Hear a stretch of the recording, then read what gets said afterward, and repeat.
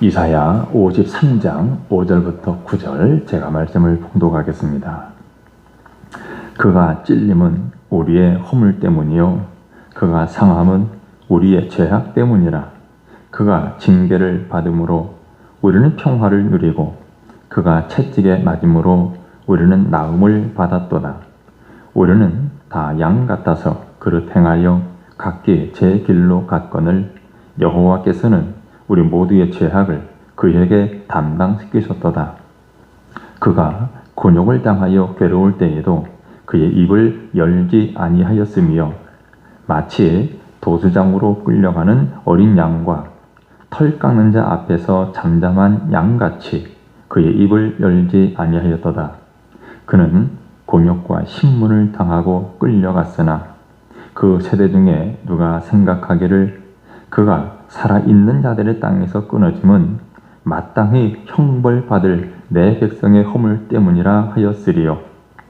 그는 강포를 행하지 아니하였고 그의 입에 거짓이 없었으나 그의 무덤이 악인들과 함께 있었으며 그가 죽은 후에 부자와 함께 있었도다. 아멘.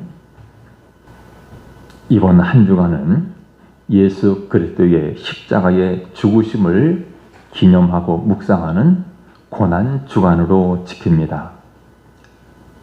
우리 예수님의 죽으심과 관련해서 잊을 수 없는 사람들이 있습니다.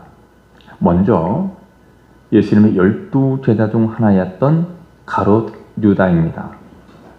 가롯 유다는 은 30을 받고 유대 종교 지도자들에게 예수님을 팔아 넘겼습니다. 또 잊을 수 없는 사람 베드로죠.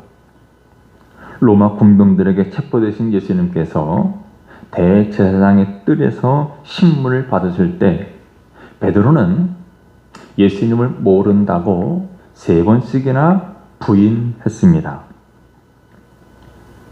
그리고 결정적으로 빌라도 총독이 있습니다. 이 빌라도 총독은 당시 성난 군중들을 달래기 위해서 예수를 군중 앞에 세우고 채찍질을 했습니다. 그리고 마침내 빌라도 총독은 신문을 통해서 예수님이 죄가 없다라는 것을 알면서도 그는 민중의 폭동을 우려해서 예수님을 십자가에 못 박혀 죽도록 내어 주었습니다. 사형을 언도한 거죠. 결국 예수님께서는 채찍에 맞아 찢긴 몸으로 그 십자가를 지시고 골고다에 올라가셨습니다. 그리고 십자가에 달리셨고 다 이루었도다. 아버지여 내 영혼을 아버지 손에 맡기나이다. 이런 마지막 7마디 말씀을 하시고 운명하셨습니다. 오래전에 그리스도의 순환이라고 하는 영화가 방영된 적이 있었습니다. 많은 성도들이 이 영화를 통해서 참혹한 고난을 당하시면서 십자가 달려 죽으신 주님의 모습을 간접적으로 느낄 수가 있었습니다. 오늘 시간에 먼저 그 영화의 한 장면을 함께 보면서 말씀을 나누도록 하겠습니다.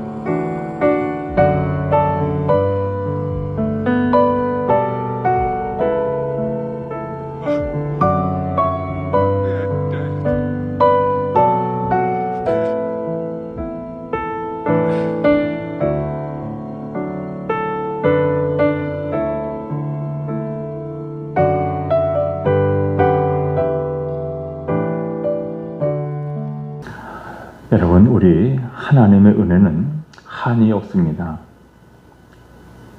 하나님의 사랑의 깊이와 넓이는 우리가 다 헤아릴 수가 없습니다.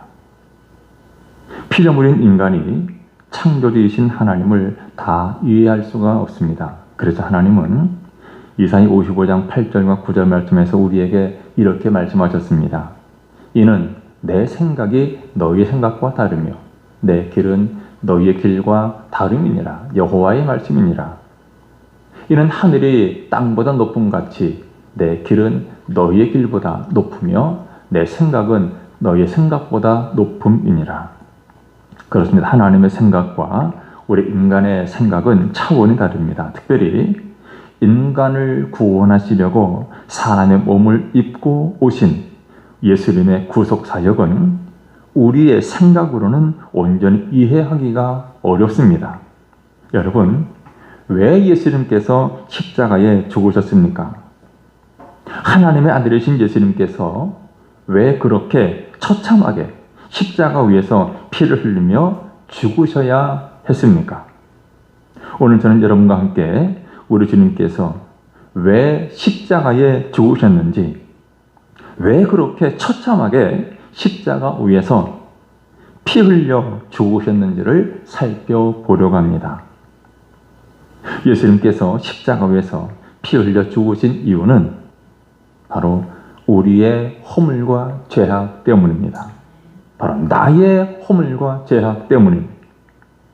오늘 보면 5절에 말씀합니다. 그가 찔림은 우리의 허물 때문이요 그가 상함은 우리의 죄악 때문이라.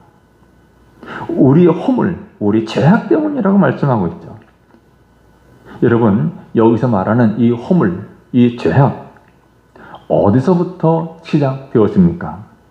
성경은 우리에게 아담과 하와의 이야기를 들려줍니다.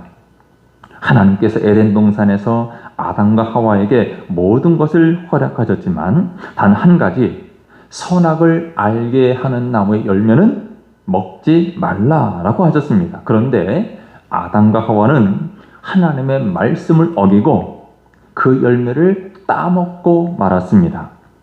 이것이 인류 최초의 허물, 최초의 죄악이었습니다. 그 한 번의 불순종으로 인해서 죄가 세상에 들어오고 그 이후로 모든 사람은 죄 아래에 살게 되었습니다. 즉 인간의 마음에는 허물과 죄, 다시 말해서 하나님의 뜻에서 벗어난 생각과 행동이 들어오게 되었습니다. 여러분, 이 허물과 죄는 단순한 실수가 아닙니다. 하나님 없이 살아가려고 하는 마음, 그것이 죄입니다. 하나님 없어도 얼마든 살 수 있다고. 여러분, 우리 모두는 아담의 후손으로 태어났기 때문에 이런 죄의 성향을 가지고 살아갑니다. 그래서 때로는 선한 것을 원하면서도 악을 선택하고 사랑하기보다는 미워하며 살아갑니다. 하지만 하나님은 우리를 그 가운데, 그 죄악 가운데 버려두지 않으셨습니다. 우리의 죄를 해결하시기 위해서 예수님을 이 땅에 보내셨습니다. 그러므로 예수님의 고난은 아담의 범죄로 시작된 우리 모두의 죄를 대신 짊어지신 사건입니다. 그래서 성경은 말합니다. 본문 5절 6절을 다시 보면 그가 찔림은 우리의 허물 때문이요 그가 상함은 우리의 죄악 때문이라. 그가 징계를 받음으로 우리는 평화를 누리고 그가 채찍에 맞음으로 우리는 나음을 받았도다. 이 말씀을 가만히 보면 예수님께서 고난당하시는 장면, 그가 찔리시고 상하시고 징계를 받고 채찍에 맞는 이 모습을 바로 앞에서 현장에서 지켜보면서 기록한 것처럼 보입니다. 그러나 실상은 이 말씀은 예수님께서 이 땅에 오시기 약 700년 전, 주전 700년경에 이사야 선지자가 기록한 말씀입니다. 얼마나 신기합니까? 어떻게 그렇게 실감나게 예수님의 고난을 당하시는 장면을 기록을 했을까요? 그렇기 때문에 성경은 사람의 말이 아니라 성령의 감동으로 기록된 하나님의 말씀인 것을 알 수가 있습니다. 자, 그런데 오늘 본문을 자세히 살펴보면 특별하게 많이 등장하는 단어가 있습니다. 어떤 단어입니까? 바로 우리라는 단어죠. 우리. 그가 찔림은 우리의 허물 때문이요, 그가 상함은 우리의 죄악 때문이라. 우리는 평화를 누리고 우리는 나음을 받았다. 우리는 다 양 같았다.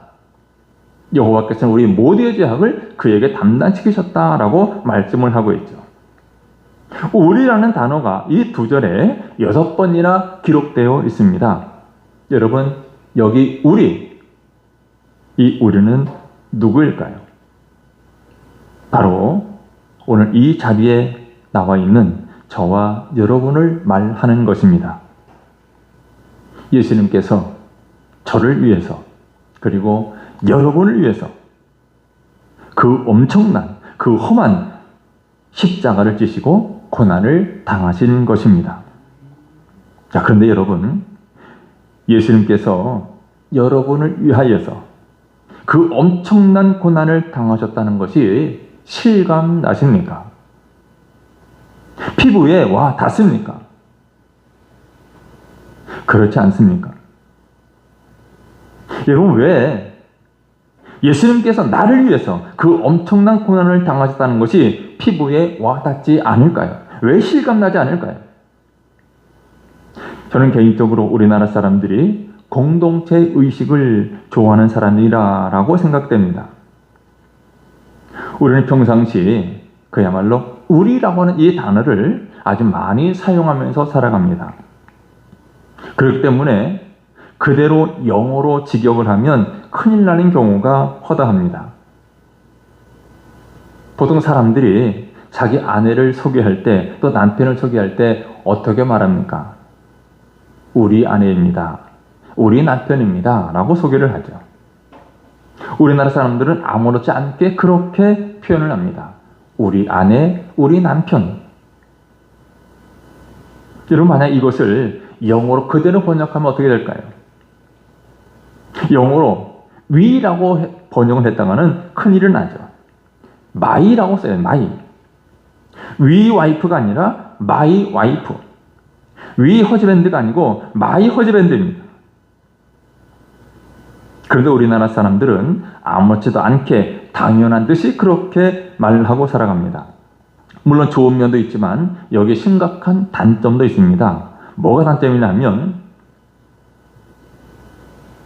아주 자연스럽게 우리 하다 보니까 책임 소재가 분명하지 않습니다.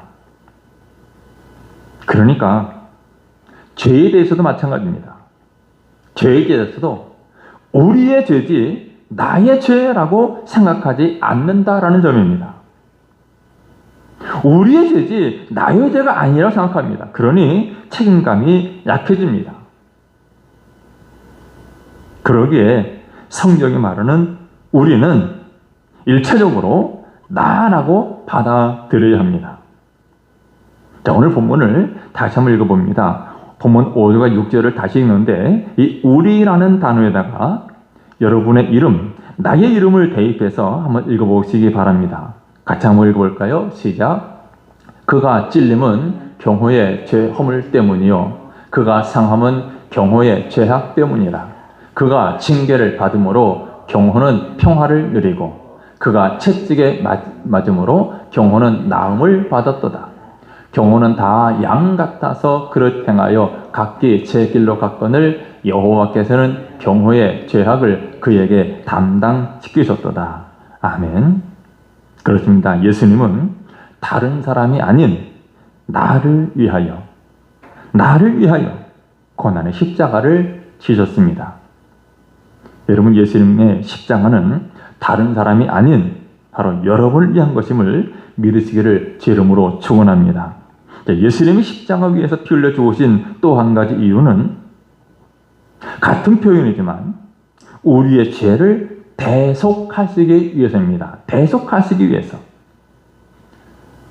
여러분, 우리가 왜 예수님의 십자가를 기억하고 예수님의 그 고난을 묵상하는 것입니까? 앞에서 말씀드린 대로 그 시작은 아담의 범죄로부터입니다.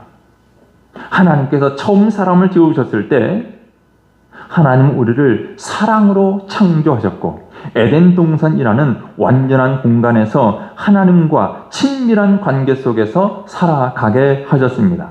그런데 아담과 하와가 하나님의 명령을 어기고 선악과를 따먹는 죄를 범하면서 하나님과의 이 친밀한 관계가 깨어지고 말았습니다. 그 죄는 단지 한 번의 실수가 아니었습니다. 그 죄는 하나님 없이 살겠다는 그야말로 인간의 독립선언이었습니다. 그 결과로 죄와 죽음, 고통과 단절이 이 세상에 들어오게 되었습니다. 그리고 오늘 우리 모두는 아담의 후손으로 태어나서 그 죄의 성향을 가지고 살아가게 되었습니다. 하지만 하나님은 그 자리에서 우리를 버리시지 않으셨습니다. 오히려 하나님은 죄로 더럽혀진 인간이 하나님께 다시 나아올 수 있도록 길을 열어주셨습니다.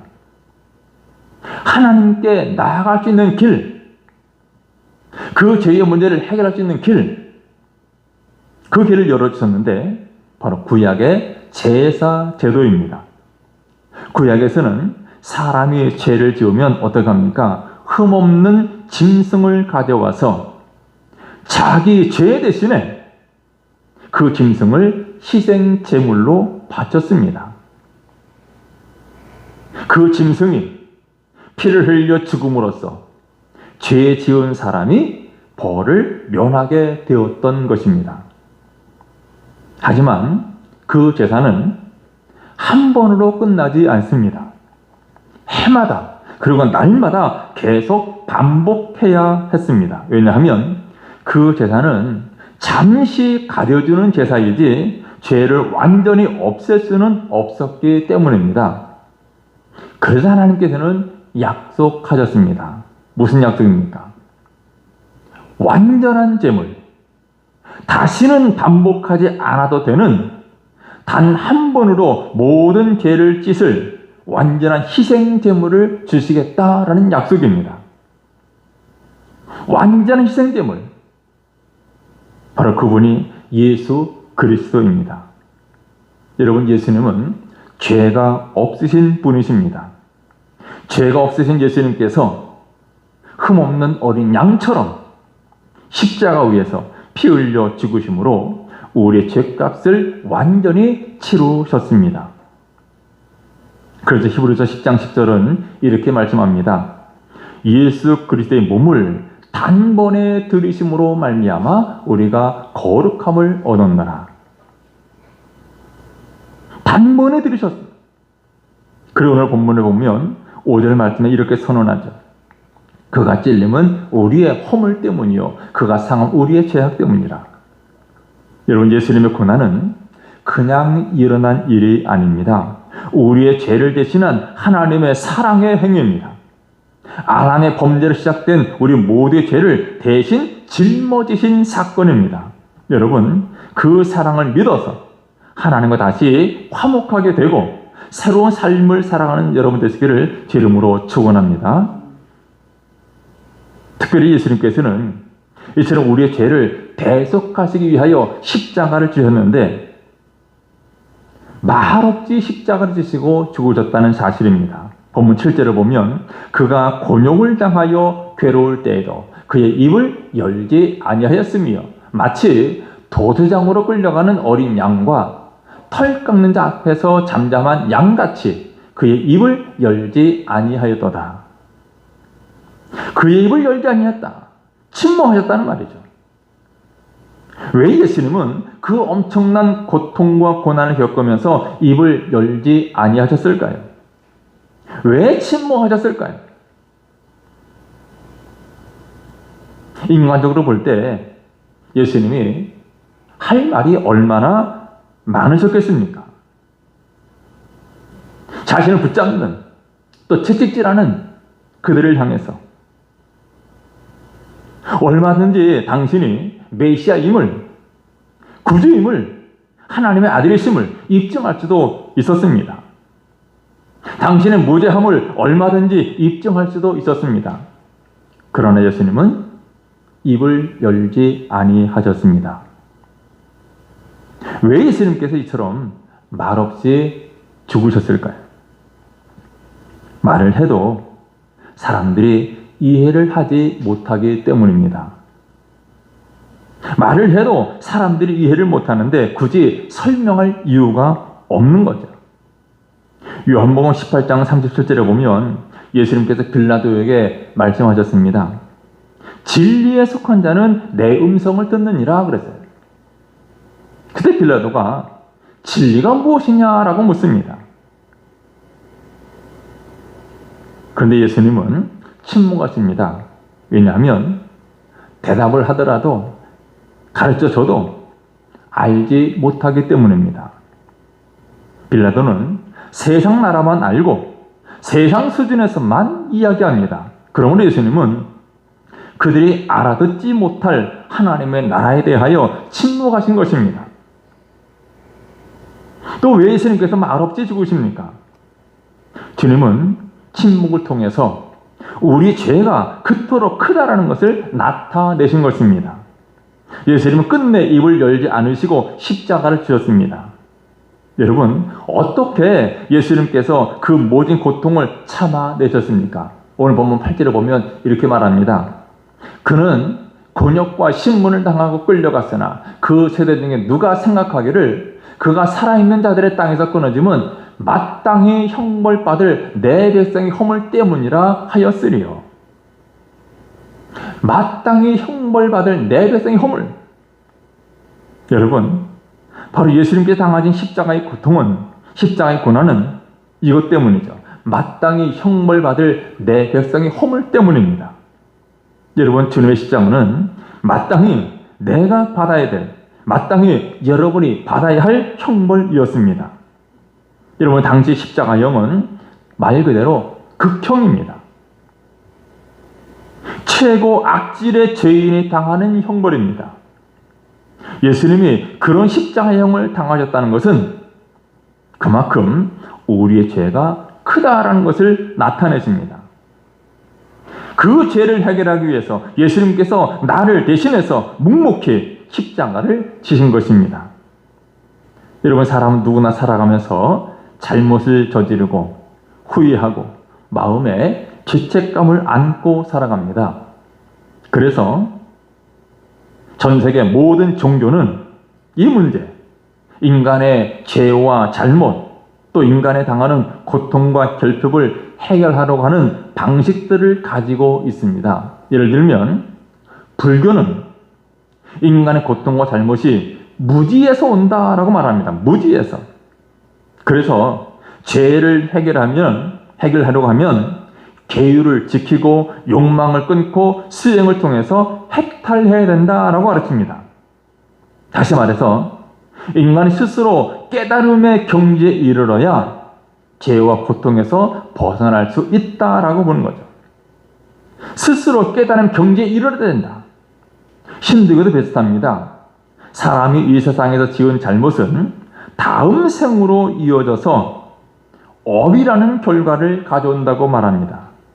그래서 선행을 많이 쌓고 의식을 치르고 또 수도하고 여러 생을 돌고 돌아서 결국 해탈에 이르러야 해방된다라고 가르칩니다.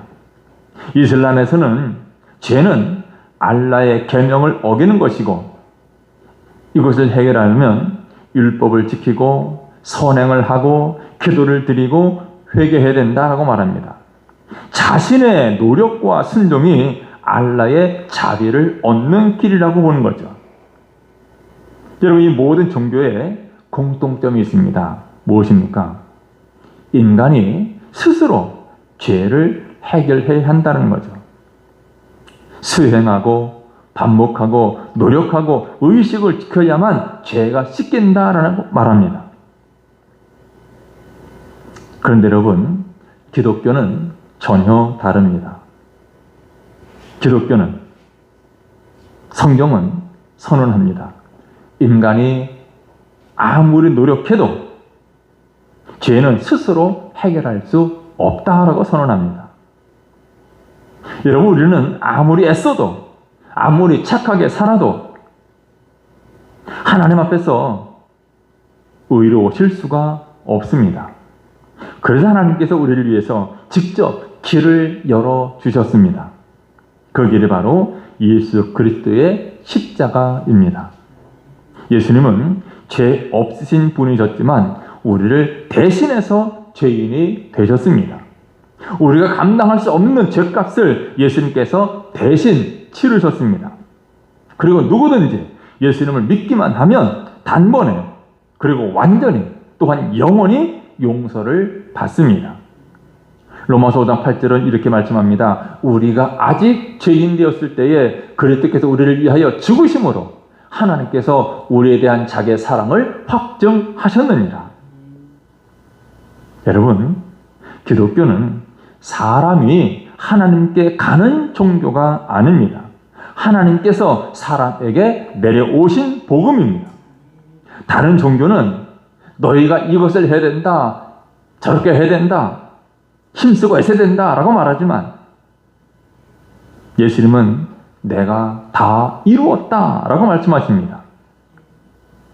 그래서 우리는 스스로 죄의 문제를 해결하려고 애쓰는 대신에 예수님을 믿기만 하면 죄사함과 영원한 생명을 얻을 수 있습니다.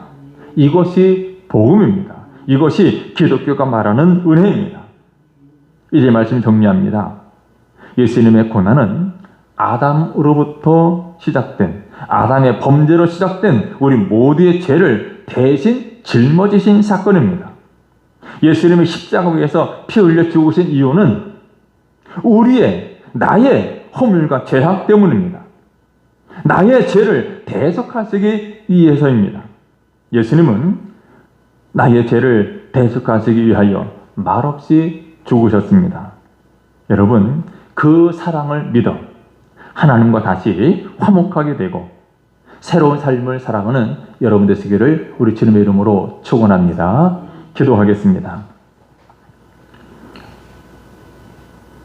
우리의 허물과 우리의 죄악 때문에 예수님께서 십자가 달려 죽으셨습니다. 예수님께서 우리의 죄를 대속하시기 위하여 말없이 십자가 달려 죽으셨는데 우리를 향하신 하나님의 이 크고 놀라운 사랑을 깨닫고 기억하며 우리 예수 그리스도를 마음에 모시고 우리의 평생에 우리 하나님의 마음을 깨닫고 하나님의 기쁨되는 삶을 살아가는 우리 모두가 되게 해 주옵소서. 이제 우리 모두 십자가의 증인으로 살아가는 주의 백성들 되게 해 주옵소서. 예수님의 이름으로 기도드리옵나이다. 아멘.